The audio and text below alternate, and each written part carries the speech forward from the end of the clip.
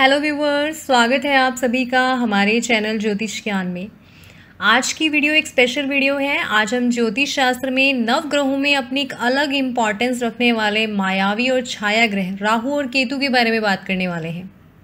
ये तो आप सब जानते हैं कि राहु और केतु का गोचर 23 सितंबर 2020 को होने वाला है। पिछले 18 महीने से राहु मिथुन और केतु धनु राशि में गोचर कर रहे हैं और 23 सितंबर की सुबह ये दोनों ग्रह अपनी वक्री चाल चलते हुए अपने से ठीक पिछले वाली राशि में मूव करेंगे। राहु का वृष और केतु का वृश्चिक राशि में ट्रांजिट होगा। इन दोनों राशियों में राहु केतु एग्जॉल्टेड हो जाते हैं और नेक्स्ट 18 महीने के लिए अपनी उच्च राशि में गोचर करते हुए ये दोनों ग्रह आम इंसान की लाइफ से लेकर देश दुनिया पर पूरा प्रभाव डालेंगे। किसी भी ग्रह गोचर का प्रभाव आपकी लाइफ के लिए अच्छा होगा या बुरा, इसको आपकी चंद्र राशि और लग्न कुंडली से कंसीडर किया जाता है, जिसमें लग्न कुंडली पर गोचर अप्लाई किया जाए तो ज़्यादा सटीक भविष्यवाणी की जा सकती है। आपकी लग्न जन्म कुंडली में राहु जिस भाव में प्लेस्ड है, वहाँ वो कैसी प्लेसमेंट में है, किन ग्रहों के साथ है, उस भाव से राहु गोचर में किस भाव में है, उन सब चीज़ों को ध्यान में रखते हुए उनसे मिलने वाले रिजल्ट्स को आइडेंटिफाई किया जाता है।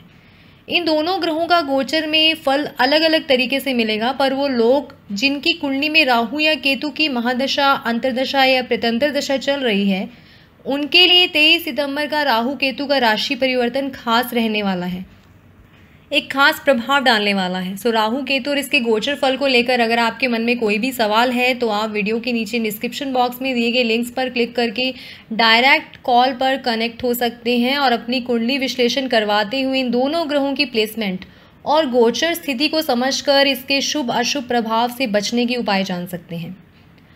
अक्सर राहु और केतु को लेकर लोगों के मन में सवाल रहते हैं, जिन्हें ध्यान में रखते हुए हम आज की वीडियो में राहु और केतु से जुड़े हुए फैक्ट्स को बताने वाले हैं कि आखिर ये दोनों ग्रह ज्योतिष शास्त्र में जन्म कुंडली में अपना रोल कैसे निभाते हैं, किस तरह से अच्छे हो सकते हैं, कब ये बुरे हो सकते हैं, आखिर क्यों इन दोनों ग्रहों को इतना नेगेटिव बताया जाता है और कौन से वो एट्रीब्यूट्स हैं, क्वालिटीज़ हैं जिसमें ये दोनों ग्रह किसी व्यक्ति को ऊंचाइयों तक पहुँचा देते हैं। इन सब की जानकारी हम आज की वीडियो में देने वाले हैं और आपके मन में जितने भी डाउट्स राहु केतु को लेकर हैं वह सब दूर होंगे। सो ये वीडियो काफ़ी इन्फॉर्मेटिव वीडियो है, इसे आप एंड तक ज़रूर देखिएगा। इसके साथ ही अगर आप हमारे चैनल पर नए हैं तो चैनल को सब्सक्राइब करना मत भूलिए, साथ ही बेल आइकन को भी ऑन कर दीजिए ताकि आपको आने वाली हमारी हर नई वीडियो का नोटिफिकेशन टाइम टू टाइम मिलता रहे। अगर आप जन्म कुंडली विश्लेषण में ज्योतिष शास्त्र में इंटरेस्ट रखते हैं तो हमारी पास्ट वीडियोस को ज़रूर देखें, जिसे समझकर आप खुद अपनी कुंडली को पढ़ना जान सकते हैं। यह तो हर कोई जानता है कि राहु केतु दोनों छाया ग्रह हैं, शेडो प्लैनेट है, नवग्रह में इनका अपना कोई वजूद नहीं है, ये ऑर्बिट में भी दिखाई नहीं देते हैं। छाया ग्रह होने की वजह से जिस ग्रह के साथ बैठते हैं उसके गुणों को ग्रहण करके उसकी क्वालिटीज़ के अकॉर्डिंग अपना रिजल्ट देते हैं। ज्योतिष शास्त्र में राहु और केतु दोनों की एग्जिस्टेंस और इम्पॉर्टेंस साइंटिफिकली और मिथोलॉजिकली दोनों तरह से है। साइंटिफिकली फैक्ट ये है कि जब सूर्य और चंद्रमा रोटेशन करते हैं, अपनी धुरी पर घूमते हैं, परिक्रमा करते हुए जिस पथ पर एक दूसरे को काटते हैं, जिस रोटेशन पाथ पर वो एक दूसरे को कट करते हैं, वो दो पॉइंट राहु और केतु कहलाते हैं। इसमें नॉर्थ नोड राहु और साउथ नोड केतु माना गया है। पौराणिक ग्रंथों से ये पता चलता है, उसमें ये कहानी है कि राहु एक राक्षस था जिसे कुछ ग्रंथों में स्वर भानु तो सिंह के भी कहा गया है। समुद्र मंथन के दौरान जब श्री विष्णु मोहिनी रूप धारण करके देवताओं को अमृत पिला रहे थे, तब राहु रूप बदलकर सूर्य और चंद्रदेव के बीच जाकर बैठ गए।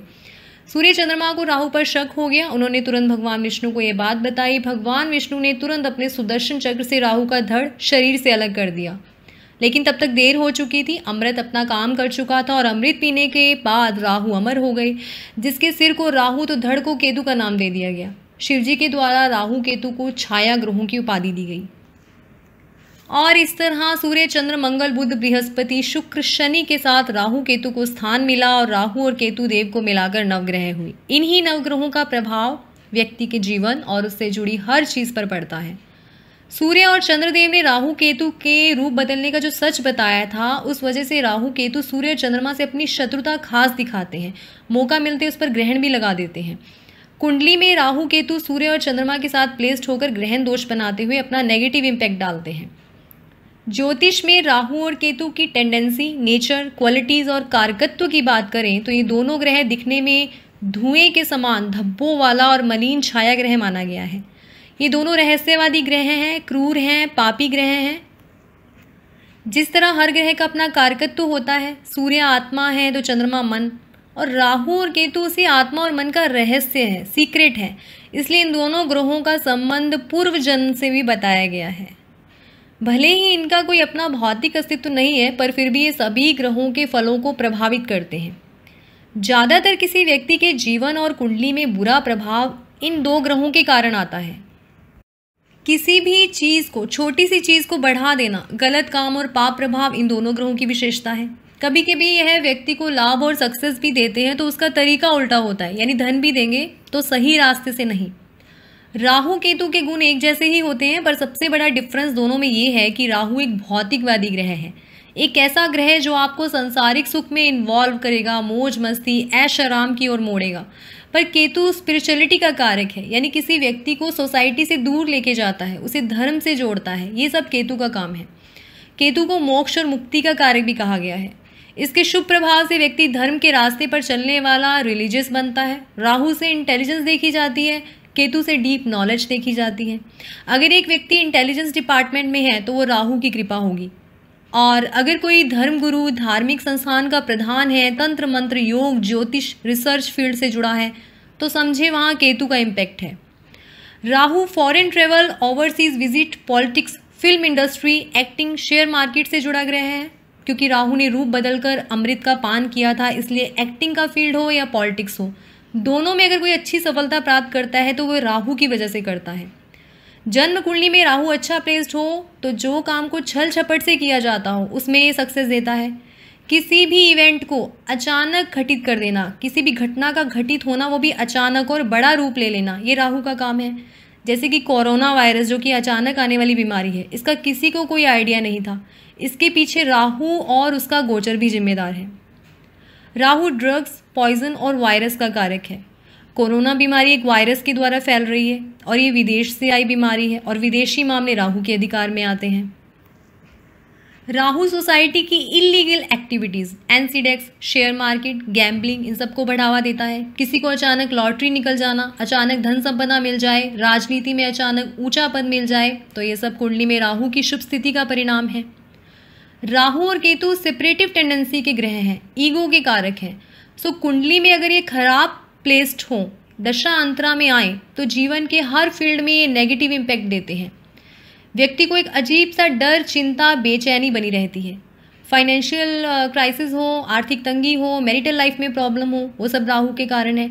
किसी भी तरह की कोई बीमारी हो तो उस बीमारी का कारण और सॉल्यूशन दोनों एक रहस्य का विषय बनकर रह जाते हैं।